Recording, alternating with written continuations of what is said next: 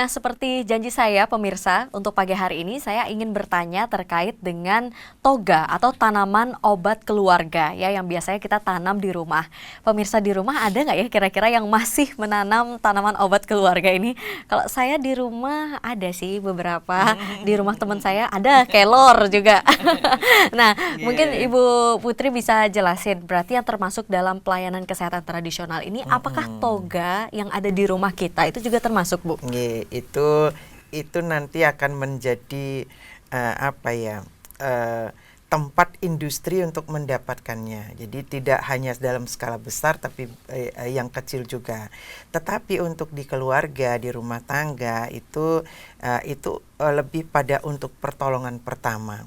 Jadi kalau sekarang PKK, sekarang itu namanya Aku Hatinya PKK. Di dalamnya itu mesti ada toga. Jadi kebutuhan kesehatan, kebutuhan dapur mesti ada di pojok-pojok kecil rumah kita. Jadi Aku Hatinya PKK itu kan amalkan dan kukuhkan halaman asri, teratur, indah dan nyaman. Lalu Ibu menambahkan plus bermanfaat itu. Jadi dia indah tetapi bermanfaat. Ada indah yang pohonnya hanya untuk keindahan saja, tetapi dia indah ketika pohon itu ditambah jadi bermanfaat juga. Semisalnya itu ada kemangi, nanti kemangi ditanam banyak lalu dibonsai, diratakan, itu akan jadi pohon-pohon semak yang rapi gitu kan. Jadi seperti ini kan. Juga kita nanam kunyit, bahkan singkong pun.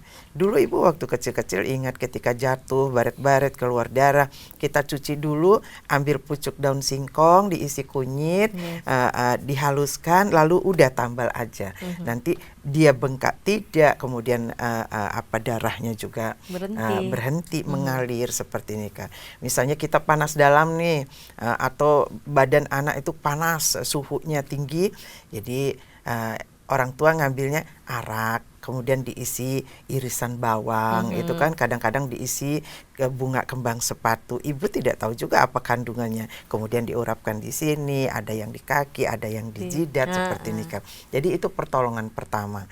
Jadi ada juga dengan menyemburkan dikunyah, disemburkan ya di apa namanya itu beras dan kencur misalnya dikunyah, itu nanti kalau badan kita anyep gitu kan, kurang hangat dia gitu. Jadi ke depannya kalau pemerintah sekarang sudah akan membuat itu menjadi satu industri, di branding kearifan lokal kita, tentunya mulainya dari mana? Dari penyediaan bahan baku. Kalau industrinya nanti berkembang, pasarnya ada, perekonomian meningkat, di hulunya apa? Yuk kita semua nanam untuk kebutuhan itu. Sehingga stok untuk bahan bakunya tidak kekurangan. Tidak hanya melulu itu dari para petani dengan luas lahan di kebun-kebunnya, tetapi mulai juga dari rumah. Kan bisa dikumpulin. Semisal saja Ibu melihat masing-masing kota, masing-masing kabupaten punya ikon. Nah, misalnya nih di Denpasar nih, ikonnya kan jempiring. Ibu pakai bunga jempiring. Iya benar. Itu. Nah, jadi jempiring itu klorofilnya bisa penurun panas dalam. Kemudian bisa untuk pakai tonik. Dulu Ibu sering pakai tonik rambut itu yang ininya gardenia gitu kan. Nah, itu nanti kalau masing-masing rumah saja punya 4 pohon saja, nanti kemudian itu dikumpulkan sekota Denpasar, berapa daun yang bisa dipetik untuk dijadikan bahan pengobatan, untuk jadikan bahan untuk kecantikan dan lain sebagainya. Itu mulainya dari mana? Dari potensi masyarakatnya. Yuk semua menanam pohon jempiring, daunnya nanti dikumpulkan oleh pengolahannya, kemudian dibeli oleh industri, nanti Denpasar, kota Denpasar misalnya punya apa? Carilah tonik gardenia Denpasar tempatnya, kan begitu. Itu kan bagian-bagian dari kearifan lokal dan itu masuk di dalam lontar-lontar kita. Rupanya lontar-lontar kita yang sebagian besar generasi kita sekarang tidak bisa membacanya, di situ ada ilmu-ilmu dari para pengelingsir kita. Makanya jangan buru-buru dijual begitu ya.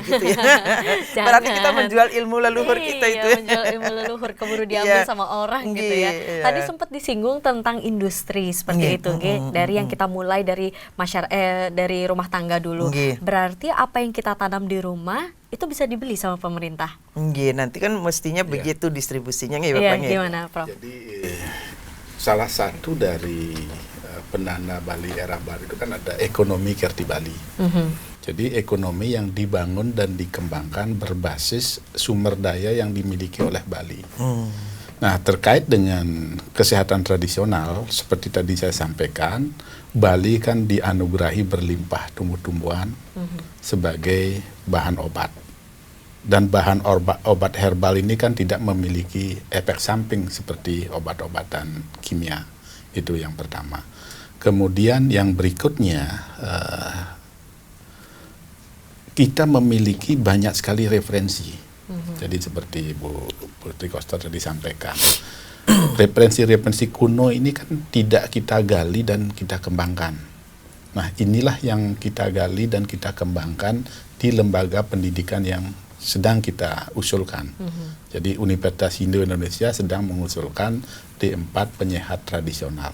Jadi mudah-mudahan tahun ini keluar izinnya, sehingga semester depan masyarakat Bali yang berminat untuk menekuni penyehat tradisional bisa masuk langsung sana. mendaftar. Okay. Nah, kemudian yang selanjutnya terkait dengan aspek ekonomi. Nah, ini kan peluang besar bagi masyarakat Bali untuk mengembangkan atau memelihara tanaman obat untuk obat-obat tradisional. Jadi ada 4P4TO.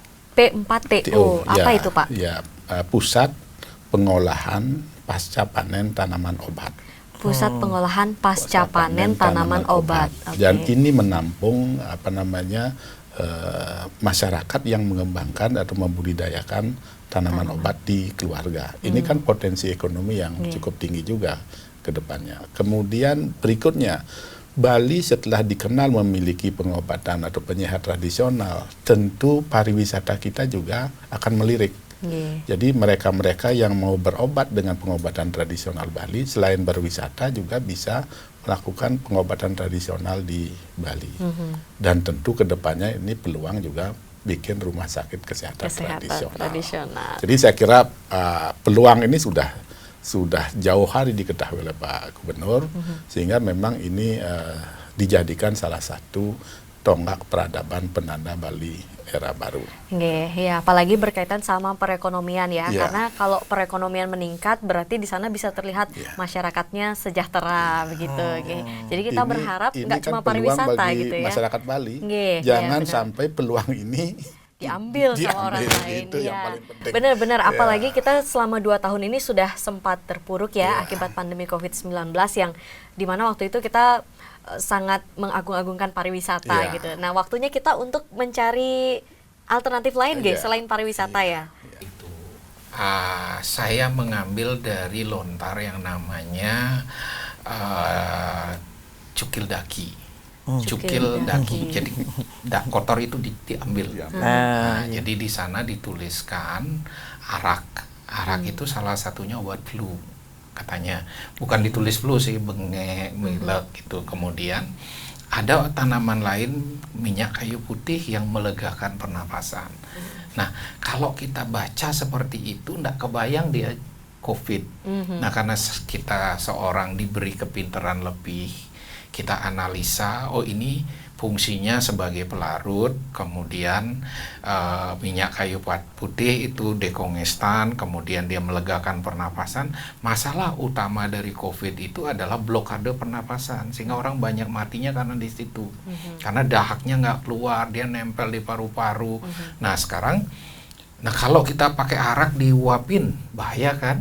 Bisa terbakar muka kita. Nah saya buat inovasi teknologi, jadi dibuat ramuannya, kemudian dipakai alat yang ada yang teknologi. Biasanya ibu-ibu pakai untuk nanospray mukanya biar lembab terus. Nah, kita pakai untuk ngirup, didaftarin di BPOM karena ini ada di lontar cukil daki. Nah, negara sudah memberikan itu secara tradisi, namanya jamu.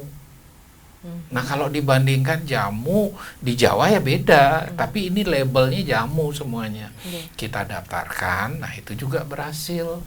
Waktu itu pekerja migran kita pulang, itu bisa Puluhan ribu pemerintah ya, Pak. itu habis 3 hotel, duit banyak sekali karena dia nginep minimal sebulan. Sebulan. Nah, akhirnya dengan ramuan itu seminggu itu clear. Berapa kita bisa ngemat? Ya. Ya, dan banyak yang Pak Koster itu kan juga pakai arak sama kopi. Nah, itu banyak dari kita mendapatkan hikmah di situ bahwa apa yang leluhur kita tuliskan, kalau kita terjemahkan dengan kondisi kekinian, itu manfaatnya luar biasa. Iya, berarti Prof, maaf saya potong sedikit, berarti apa yang tadi tradisional yang ada dalam lontar seperti itu, pengobatan-pengobatan tradisional itu tetap juga didampingi sama para ahli medisinnya ya, seperti itu berarti ya? Jadi ada apoteker yang menerjemahkan untuk menjadi produk modern. Oke. Ada dokter yang memahami bagaimana kerja farmakologisnya. Jadi bukan istilahnya yang namanya literatur yang ditulis, kalau leluhur kita menulis literatur itu pakai dasaksara. Jadi dasaksara itu 10 sandi. Tanaman itu bisa disebut dengan 10 nama yang berbeda. Kemudian istilahnya berbeda. Ini sudah istilahnya kalau baca lontar itu nggak bisa diterjemahkan letterluck gini, nggak. Harus dengan sandi. Begitu hebatnya leluhur kita. Nah, kalau ini tidak hebat dari zaman Pukuturan sampai sekarang kok masih maknanya dimengerti. Betul. Nah, inilah yang kita perlu gali, kemudian terjemahkan dengan kondisi kekinian sehingga anak-anak generasi 2 jempol ini yang cuma taktik-taktik itu dia paham dan bermanfaat buat kehidupannya. Ini yang memiliki potensi besar. Ini jelinya Pak Koster melihat ada potensi ekonomi besar yang kita miliki, tapi kita kenapa tidak bangkitkan itu? Baik, berarti sangat luar biasa sekali ini ya terkait dengan pelayanan pengobatan tradisional Bali yang kita punya ini ya. Masyarakat, ayo tanam nih obat-obatan di rumah seperti itu, mulai dari yang simple-simple ya, karena nanti juga bisa kita serahkan kepada pemerintah ya untuk diolah pasca panennya sehingga jadi obat-obatan modern yang bisa kita konsumsi seperti itu ya. Sebentar akan kita lanjut lagi perbincangan kita di segmen terakhir, masih berkaitan dengan pelayanan kesehatan tradisional Bali. Jangan kemana-mana, tetap di Sapa Bali Pagi.